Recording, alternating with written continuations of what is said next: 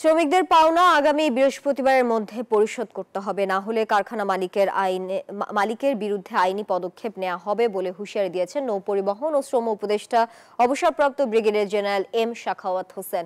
দুপুরে সচিবালয়ে এক ব্রিফিং এ সাংবাদিকদের তিনি একথা বলেন। ৯৯ গার্মেন্টসে বেতন ভাতা হয়ে গেছে উল্লেখ করে উপদেষ্টা বলেন, শ্রমিকদের বেতন ভাতা বকেয়া রেখে ১২টি প্রতিষ্ঠানের মালিক বিদেশে যেতে পারবেন না। বাড়ি গাড়ি বিক্রি করে হলেও শ্রমিকদের বেতন ভাতা দিতে হবে। সাখাওয়াত হোসেন জানান, শ্রম ইস্যুতে বাংলাদেশের বিরুদ্ধে আন্তর্জাতিক শ্রম সংস্থা মামলা করার জন্য প্রস্তুতি নিচ্ছিল।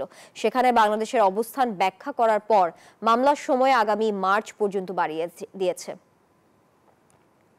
এই ঈদে জামা জুতো অ্যাকসেসরিজের ডিসকাউন্ট।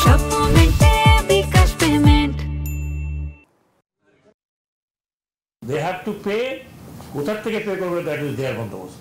গাড়ি বিক্রি করো, না বাড়ি বিক্রি করো, জমি বিক্রি করো, কোনো শ্রমিকের বেতন রাখতে পারবে না। শ্রমিক ভাই বন্ধুরা, আমি বলি, আমরা তো আপনার ফ্যাক্টরি চালাই না, আমরা তো আপনার ফ্যাক্টরি থেকে 1 পয়সা নিই নি। আমাদেরকে ঘেরাও করে কি লাভ? আপনি ঘেরাও করেন, মালিককে ঘেরাও করেন,